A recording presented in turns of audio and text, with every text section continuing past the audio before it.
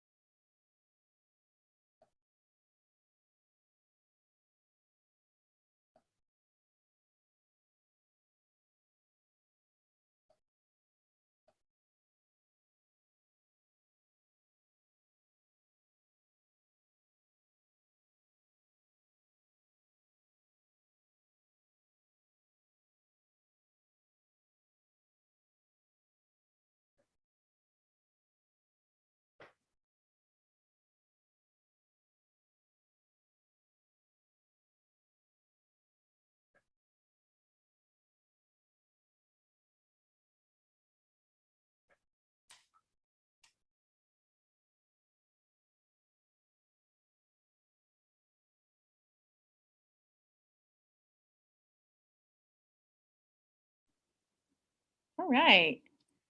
So good evening. Welcome to the North Atlanta Family Community Cluster Training. I am Yolanda Brown, the Chief Academic Officer here in Atlanta Public Schools, and we are really excited that you decided to join us this evening. We have a wonderful evening planned of great focus work around our academic initiatives like MAP and of course our Securely tool and other great academic work this evening. So with that, I just want to begin to turn it over to my wonderful Division of Academics team from the Teaching and Learning, Student Services, and Instructional Technology. So we hope that you'll stay with us for the duration of the training, and we know that you're going to have a great time. So with that, I'll turn it over to our Assistant Superintendent of Teaching and Learning, Dr. Selena Florence. Again, good evening and welcome to our North Atlanta Family and Cluster Parent Trainings. Here are meeting norms. Be polite and respectful to others. Ask questions in the chat. We have members of our team who are in the chat ready to respond to your questions. Stay focused on the topics at hand. Be patient and assume everyone is doing their best. Our agenda for this evening is as follows. You just heard your welcome. We will do some introductions in just a moment. We will review our K-12 universal screeners, NWEA MAP, and BASC-3 BESS.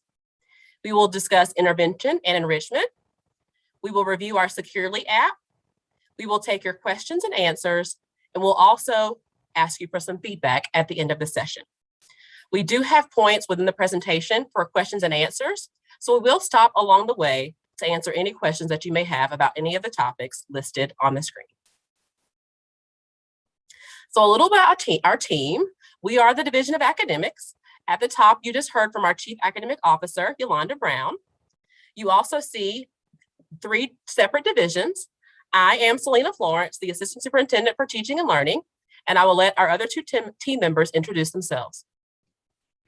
Good evening. I am Katika Lovett, the Assistant Superintendent of Student Services. Good evening and welcome. I am Aaliyah Henderson Rosser, Assistant Superintendent of Instructional Technology. We are the Division of Academics. At the top, you just heard from our Chief Academic Officer, Yolanda Brown. You also see 3 separate divisions. I am Selena Florence. So just a little bit more about our division of academics. You see the 3 different departments: teaching and learning, student services, and instructional technology. So within the teaching and learning department, we have curriculum and instruction, ESOL, DLI, and world languages, early learning, CTAE and signature programming, SEL or social emotional learning, and JROTC. In the student services department, we have health services, student supports and intervention, special education, and summer and after school programs. And finally, in the instructional technology department, we have media services, instructional development and design or professional learning, instructional technology, and virtual programs, including AVA.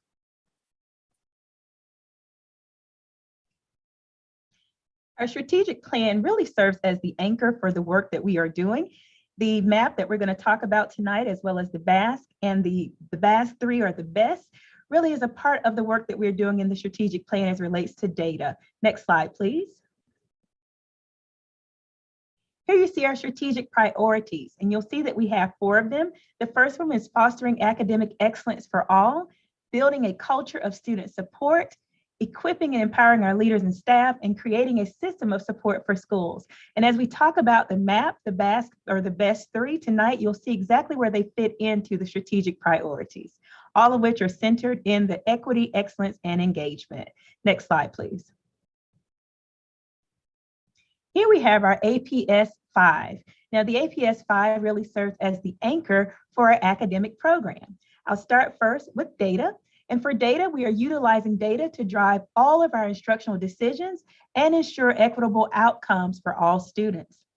In the area of curriculum and instruction, we're implementing the rigorous and culturally relevant and linguistically responsive curriculum with fidelity in all core content areas and instructional best practices in Tier 1 instruction.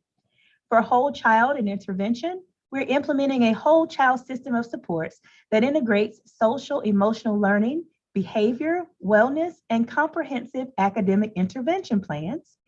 For personalized learning, we're utilizing flexible learning tools, technology integration, and targeted instruction to personalize the learning experience for all students. And finally, signature programming.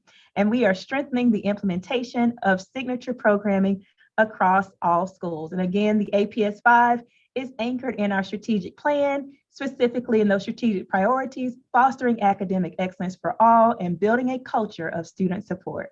Next slide, please.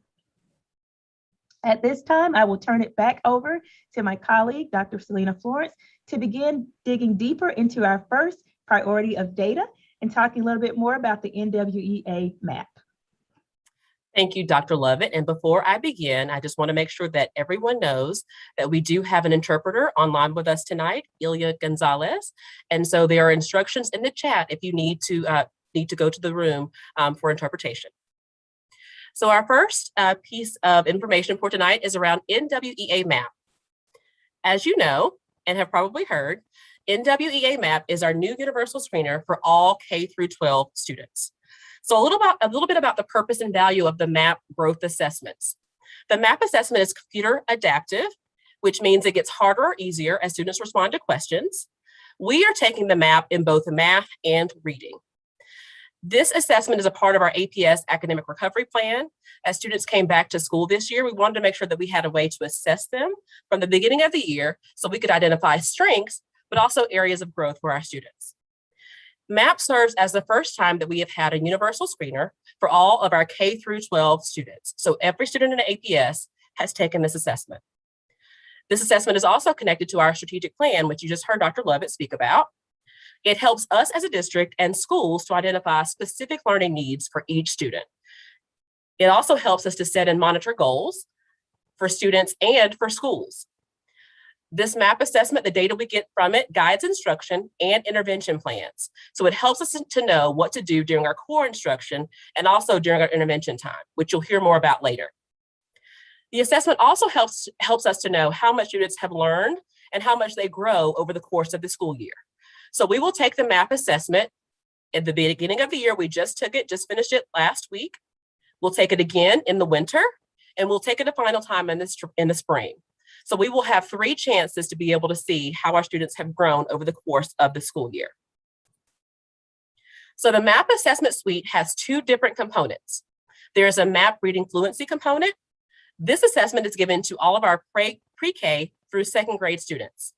It's about a 20-minute assessment that helps us to know and understand students' comprehension skills. Early learning foundational skills is what this one assesses. It helps teachers to know how to progress or how to instruct students based on the knowledge gained from the assessment.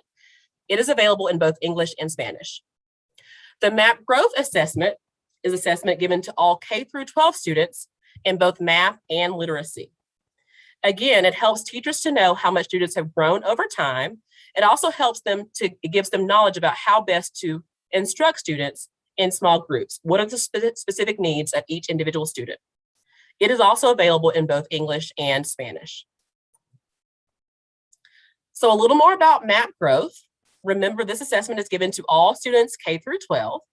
As I said earlier, it gets harder or easier depending on how students respond to the question.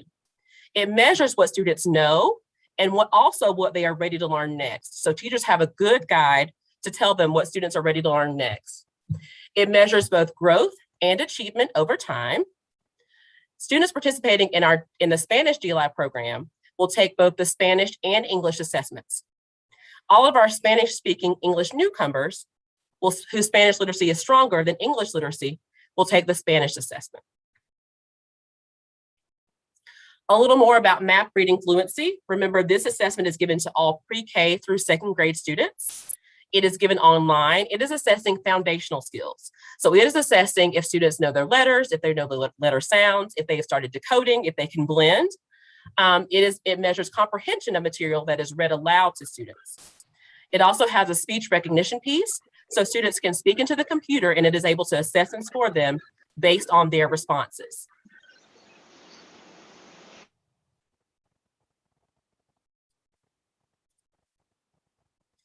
So we just finished the MAP assessment, as I said a few weeks ago.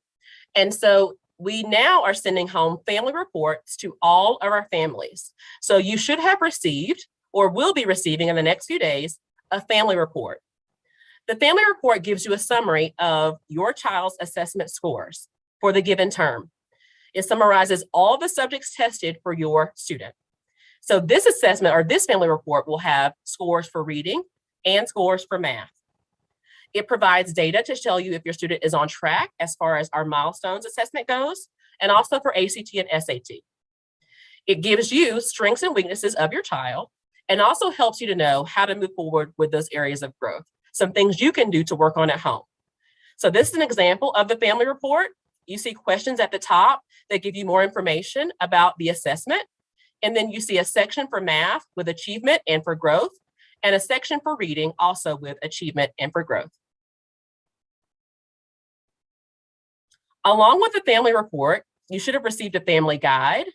The family guide just helps you to better interpret and also helps you the family report. So the family guide tells you how the MAP assessment works, what it measures, and it also tells you a little bit more about your child's grit score. It also has some common questions that parents might have, and it gives you answers to those. And it also has a section at the bottom with the MAP website that gives you more information for families. So at this time, we will take any questions you may have about the MAP assessment.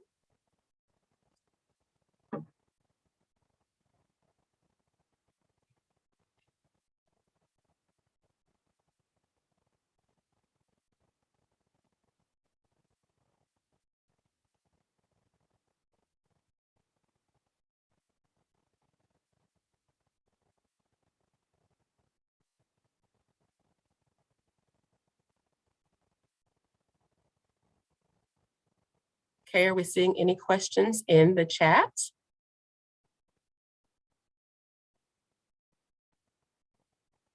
I'll give you just a few more minutes.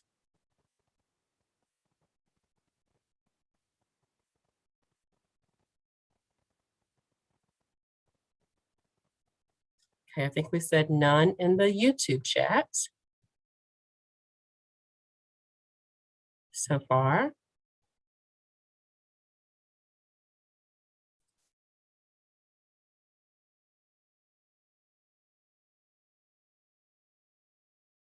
All right, if you have questions as we continue through the presentation, please put those in the chat and we will, when we stop for our next Q&A, we will come back to those questions. At this time, I will turn it back over to Dr. Katika Lovett for our BASC-3 Behavioral and Emotional Screener. Thank you, Dr. Florence. So I'm very excited for this next section. Again, our behavioral and emotional screening system. This is the first time in Atlanta Public Schools that we're going to have the opportunity to dig deeper into behavior and mental health and to really assessing that for our students. I'm excited to have with me today Dr. Shannon Hervey, who is our Director of Student Intervention and Support. And Dr. Hervey is going to do a deeper dive with us this evening. I'm going to turn it over to her at this time to get us started on the BASC-3. Shannon, take it away. Thank you, Dr. Lovett. As part of the Whole Child Framework, the district secured its first ever universal social emotional behavior screener, which is the BASC-3 BESS. The BESS screens for a variety of behavior and emotional disorders that can lead to adjustment problems.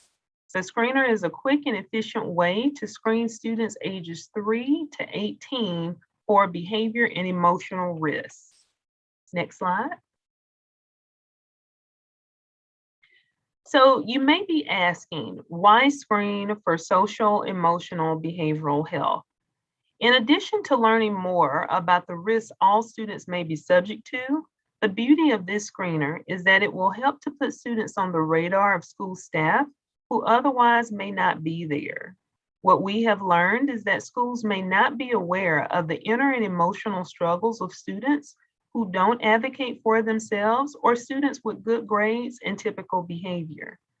The data from this screener will create an evidence-based pathway for students to receive additional supports, provide information that will help schools to focus effort, time, and resources on students who have the highest needs, and will aid schools in making big picture programming decisions in support of students. Next slide. The screener will be administered twice per school year, once in the fall and once in the spring. The fall administration window opened September the 16th and will close October the 1st. The spring administration window will open February the 15th and close March the 1st. Screening will be completed during a student's homeroom period, advisement period, or in the event a school has neither a homeroom or advisement period, it will be administered during the period designated at the school level. While students can access the BASC-3 BESS student self-assessment via My Backpack, parents are also invited to submit screener information for their students, and I'll share that link a little bit later in this presentation. Parents will receive a score report following each administration window. And for the fall administration, parents can expect student reports to be sent home between October the 11th and October the 15th. The World Languages Department has worked collaboratively with Student Support and Intervention to ensure that the needs of English learners and their families are addressed throughout the screening process. Parent reports will be available in English and Spanish, and the World Languages Department will work collaboratively with schools to ensure that all families understand their child's screener report. Next slide. Digital access of the screener is available in English and Spanish. Pen and paper administration is available in multiple languages, including English, Spanish, Arabic, Portuguese, Farsi, Chinese, and French. Parents who have a native language other than English or Spanish can obtain a translated paper copy of the BASC-3 BESS from their student school. Parents and students must utilize the student ID number to gain access to the parent and student form of the BESS. One-to-one or group administration opportunities are available for students who need support to complete the screener, and parents and teachers may be asked to complete the screener on behalf of students who have mild intellectual disabilities that may impede their ability to complete the student form. Next slide. Any parent of a student, again, ages 8 to 18, who does not wish for their child to take the student self-assessment portion of the BASC-3 BESS should return the opt-out form to their child's school. Please contact your child's school if you did not receive an opt-out form. Parents only need to opt out of the screener once during each school year. Next slide. The BASC-3 BESS will analyze a student's behavior from 3 perspectives, that being teacher, parent, and self-report. Students, again, ages 8 to 18, will complete the self-assessment. However, screener information for students younger than age 8 will be provided by teachers and can also be provided by parents. Teachers will provide screener information for students in grades kindergarten through the 12th grade. Parents are invited to provide screener information for students in grades pre-K through the 12th grade. Teachers and parents should expect to spend 5 minutes or less to complete the screener, and students should expect to spend 5 to 15 minutes to complete the student self-assessment portion. Next slide. Take a moment to take note of the screener indexes and their explanations. These acronyms you will see again in the next few slides as I preview a sample score report. The screener will produce student data that is measured in risk. Teacher and parent forms will reveal whether a student is at risk for externalizing behaviors such as hyperactivity or aggression, internalizing behaviors such as anxiety or depression, or adaptive skills deficits, or problems with communication or social skills. Student forms will reveal whether a student is at risk for internalizing behaviors, self-regulation deficits, such as hyperactivity or attention problems, or personal adjustment deficits, such as relationship problems, self-esteem challenges, or self-reliance issues. Students are given an overall score, which is the BERIT score, and that indicates how far their score is from the average of the norm group. The color coding gives you a glance at how risk is measured as normal risk, elevated risk, or extremely elevated risk. Next slide. This is an example of a score report for a student that was completed by a teacher. We want you to have an opportunity to view an example of what a screener report could tell you for each student. Let's pause for a few seconds here so that you can review.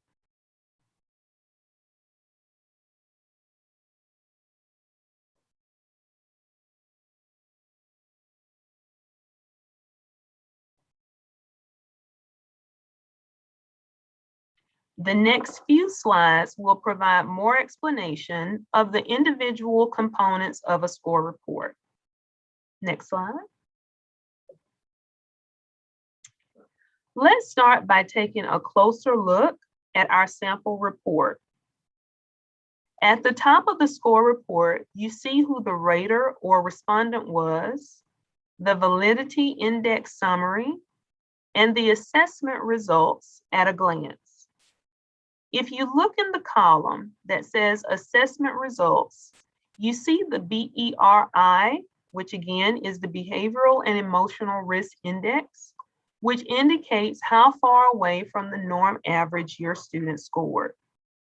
Remember the color coding that I referenced earlier? The red dot next to the BERI tells us that this student has scored as extremely elevated in risk, which may indicate a need for support. Also noted is that internal risk, which measures risk for behaviors associated with depression or anxiety, is slightly more of a concern than external risk, which measures risk for behaviors associated with hyperactivity or aggression. That being said, since this student scored extremely elevated for both internal and external risks, support may be needed in both areas. Next slide. The validity indicators provide an explanation of the extent to which this particular score report may be considered valid and that you can trust the outcome of the report that you see. Validity index indicators will show as green for acceptable, yellow for caution, or red for extreme caution. The F index will let you know how harsh or overly negative the rater was in their responses. The consistency index will let you know if there were different responses provided to questions that are similar. The response pattern index lets you know if a pattern was detected that may indicate that the rater selected answers randomly or in a pattern. Here you see that the consistency index is caution, which means that there was a question of how consistent the rater was in responding to questions that were asking similar content. Next slide. Now let's take an opportunity to review some of the teacher responses.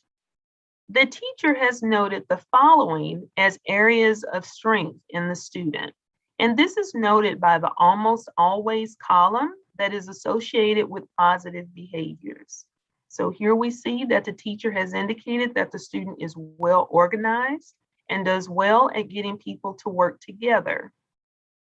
If we look at areas of growth, we can see that the teacher has noted the following concerns or areas of growth as indicated by the almost always column associated with negative behaviors.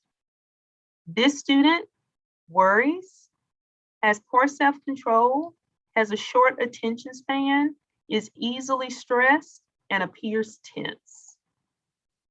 Next slide. You may ask, so what happens after my child takes the screener?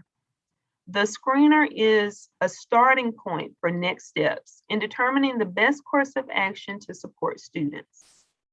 After schools review data screener reports, school-based student support staff will meet with students of elevated or extremely elevated risk to confirm that risk and identify need.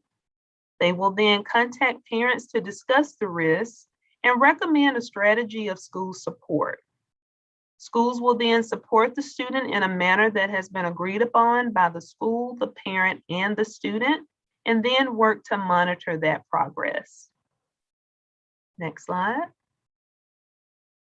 There are many interventions that schools have access to and can employ. Here you see sample interventions that schools may recommend to support the needs of your student. Based on the needs that have been identified, schools can determine additional interventions and strategies to utilize for support. There is not a cookie cutter approach to supporting students. So the work that will go into recommending and tailoring the support to fit the needs of students will be essential in helping students to make progress, succeed, and thrive. Next slide. We have added a page to our Student Support and Interventions Department webpage that provides in-depth information about the screener. To access this page, please visit the APS website noted at the top of this slide. Here, parents can not only gain easy access to the link that will permit them to submit screener information for their student, but they will also have access to some of the most widely asked questions that I have received regarding this screener. All right, next slide. Thank you for your time this evening. Are there any questions? Okay, Shannon, we're going to wait a few minutes, but while we wait, we did have a question about the MAP assessment, and someone asked if the assessment was normed. And so, yes, the MAP assessment is nationally normed with over 10 million students in the United States. And so MAP takes all of those scores and helps us to know how your child is performing compared to other children across the country. So it is a nationally normed assessment. So let's give them a few more minutes. to ask questions.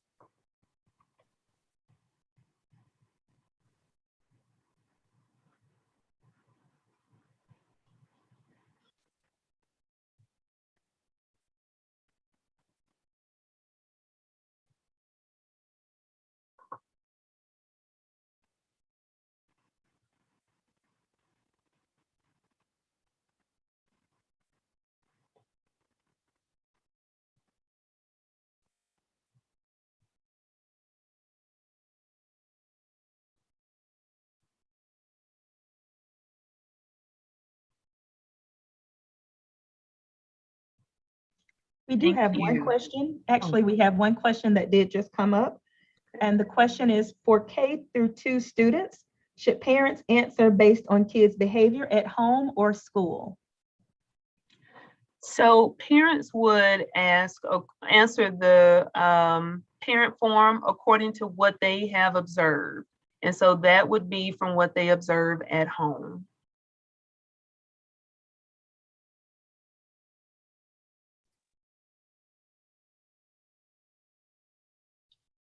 All right, parents, you can continue to ask questions in the chat. When we get to our next stopping point, we will respond to any questions you have about BESS or math. So now we will talk about intervention and enrichment block, class, or course. So as you know, this year APS implemented an intervention block, class, or course for every school in our system.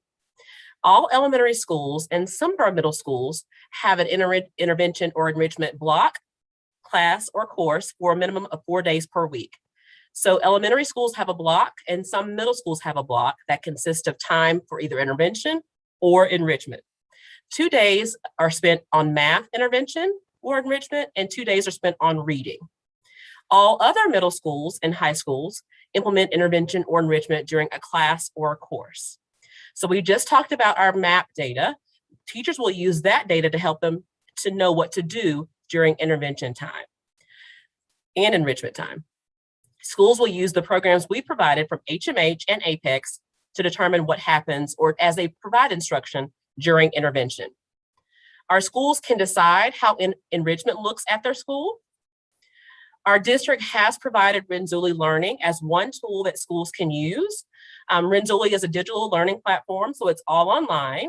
It's very personalized. So students take a quick assessment at the beginning, and it personalizes a learning path for them and allows them to complete a profiler that students, teachers, and parents all get to use and determine how to support that child. So Renzulli is just one option for our students if they are doing enrichment. Other options for enrichment include schools could be doing a genius hour. They could be doing future problem solvers. They may have students working on an independent study or research. They may have learning centers or maker spaces, coding time, or any other clubs or activities that they deem fit for their school. So again, enrichment is shaped by what happens or what the school sees fit as far as what happens during that time. And we have provided resources for the intervention piece. So thinking about our intervention block, class, or course, for elementary schools, that's 30 minutes a day. For 45 minutes, for middle schools, that's 45 minutes a day. And for high schools, that's 90 minutes a day. Of course, we are focused on both literacy and math, and it uses a comprehensive assessment system. And the real focus is on progress monitoring. So in between our MAP screener, as I said, we take that fall and then winter and then spring. So in between those times, teachers are progress monitoring what's happening during intervention to ensure that students are moving in the right direction. So this is the model for intervention. It is a workshop model, and you see 4 different components. So there is some whole group time for this teacher to introduce the lesson. There are also 3 different rotations. So students have time to work on their devices on a specific application that is personalized to what they need. So they spend time working on their apps. They spend time independent reading if it's reading intervention. During math intervention, they would work on independent math tasks. The third component is small group learning. So students would spend time with their teacher in small group working on specific areas of need. The intervention block, class, or course with whole group to summarize the learning and what happened throughout that day. So there are 3 different pieces of the intervention block, class, or course: student time on their device, independent reading time or independent math practice, and small group instruction. So I do see one question, Dr. Henderson-Rosser, before we get started. It asks, how can high school teachers assess kids who they've only met with during advisement a handful of times?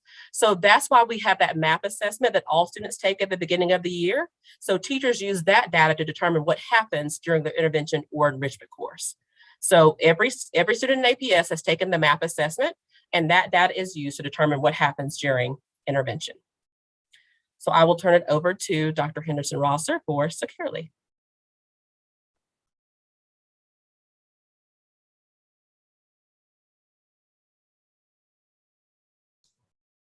Okay, good evening, parents. We're going to take a little second now to learn a little bit more about Securely. And I have a couple of questions for you. Have you ever wondered if your student is on task on his or her laptop? Do you want to make sure that your student is navigating the appropriate websites to accomplish his or her homework? If you have answered yes to any of these questions, Securely is here to help you manage your students on the internet and ensure that they are using their school-issued device appropriately. On our next slide, you'll have a QR code there and a tiny URL.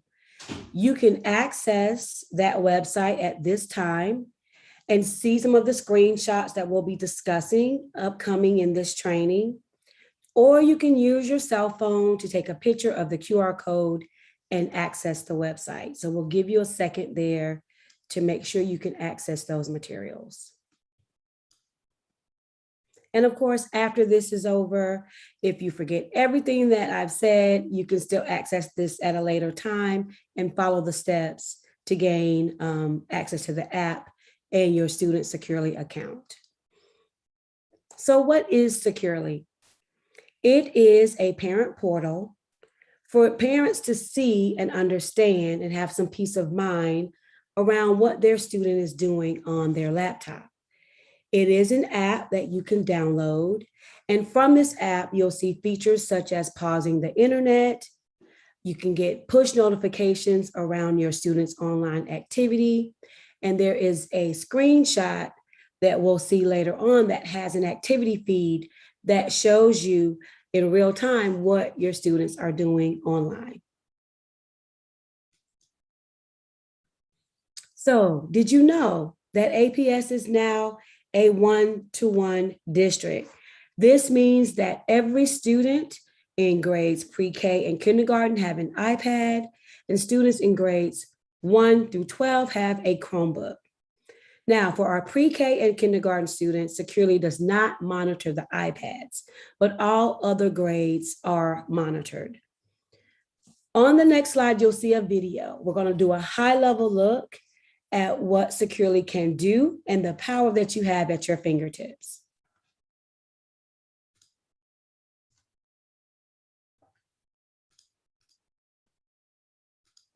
Realize you're doing a lot of this.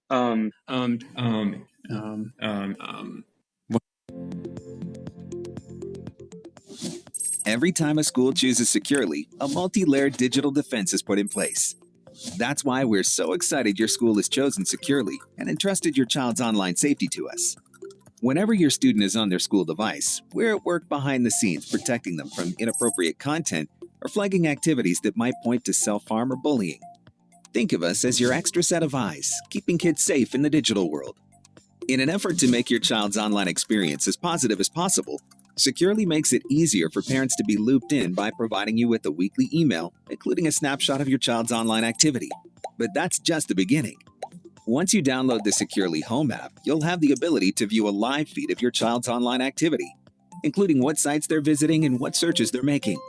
With Securely Home, you have the option to enable push notifications and receive alerts for any flagged activities, such as self-harm or bullying.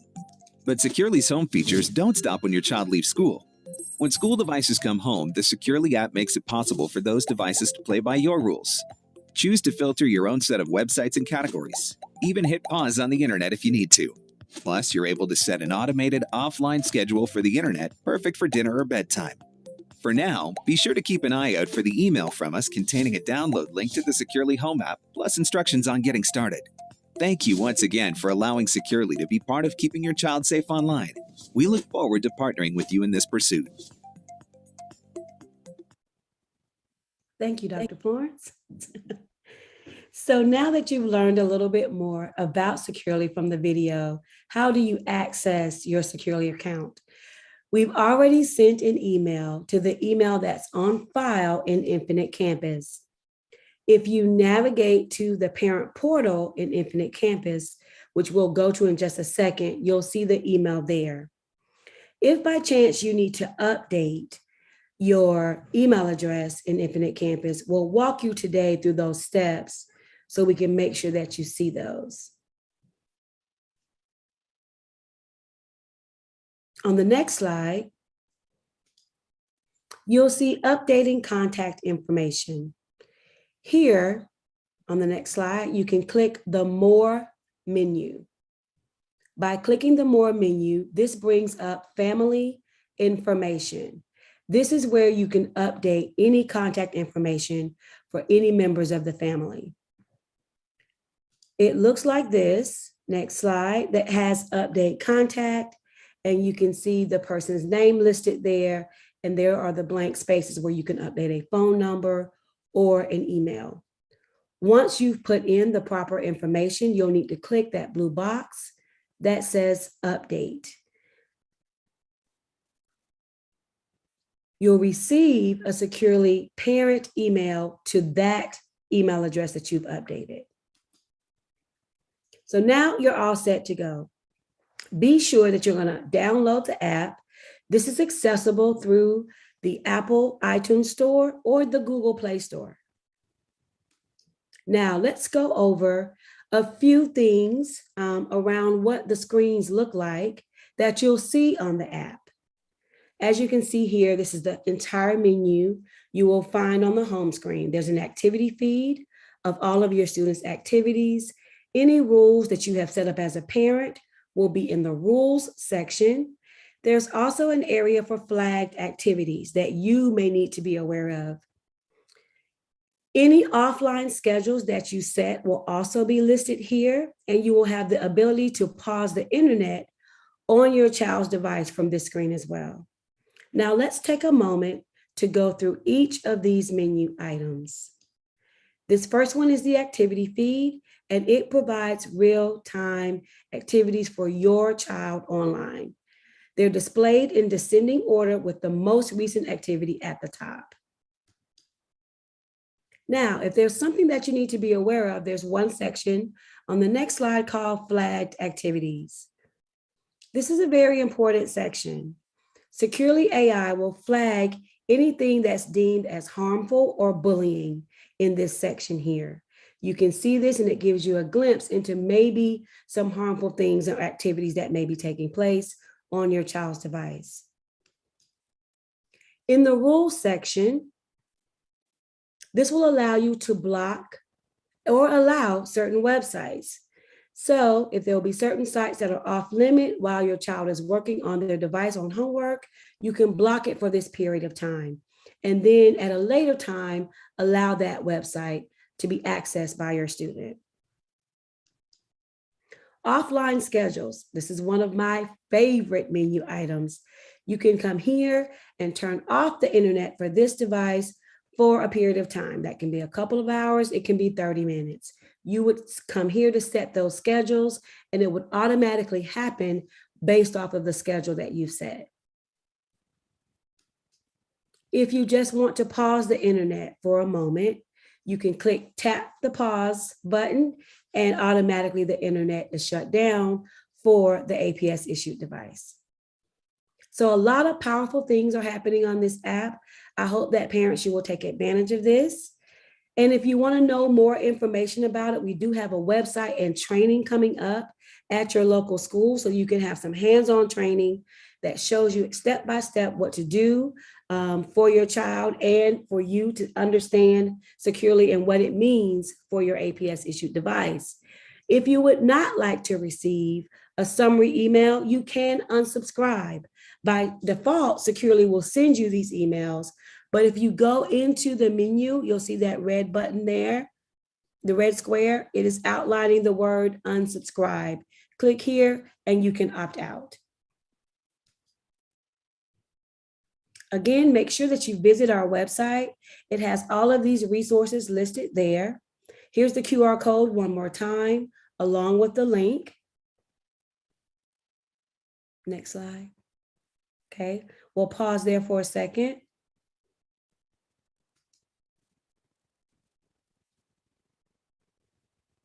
And on the next slide, we have a quick sheet on how to set up your account, step-by-step instructions, step 1 through step 5, and you will be ready to go to make sure that your students are model digital citizens on their device. We want them to be focused on successful academic progress.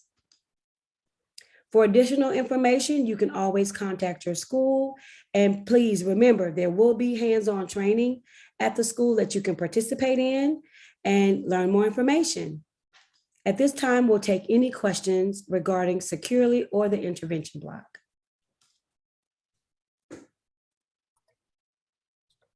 So there are several questions in the chat. Dr. Hervey, one of them asked, when should parents take the BASC assessment, or when should they do their part for the BASC assessment? Great question. So the parent form is available, and on our website, parents have certainly accessed that form and still have an opportunity to go in and take the parent form through tomorrow. The administration window will close tomorrow. So please go to the APS website.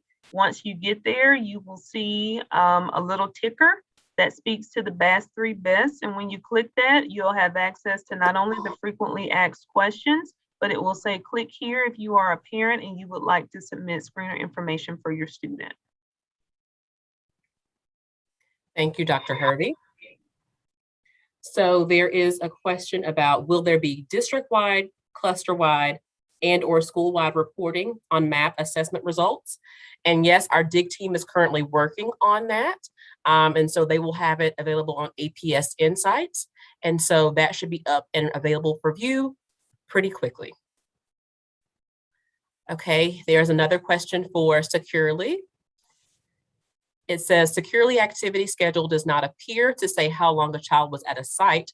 Is that available? For example, practice math for 20 minutes. That would be nice. That would be a very nice feature. And right now, Securely does not offer that feature. So we can't see how long the child stayed on that site. Okay, there was a question about, is MAP the only assessment that is used for gifted screening? The answer to that is no. There are several assessments that are used. There are assessments that measure creativity, motivation, along with the MAP assessment. So it is just one piece. There are other assessments that are used to determine if a student is a part of the gifted program.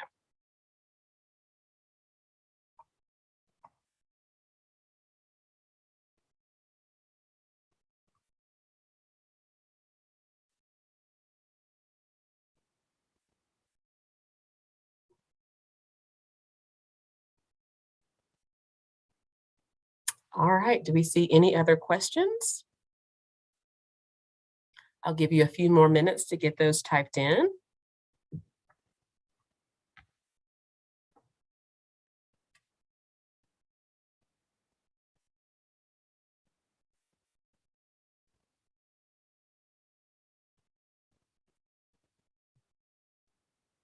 All right, if there are no more questions, we do thank you so much for your time this evening. We thank you for taking the time to learn about all of our initiatives.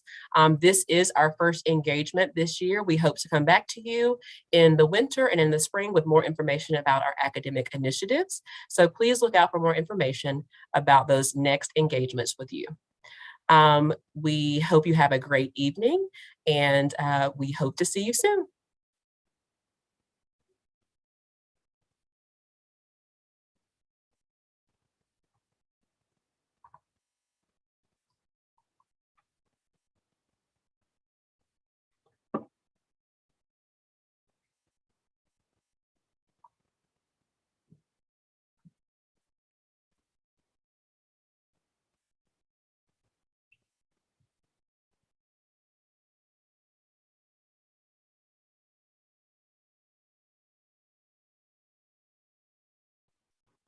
Okay, and so I have a question here from C. Welch.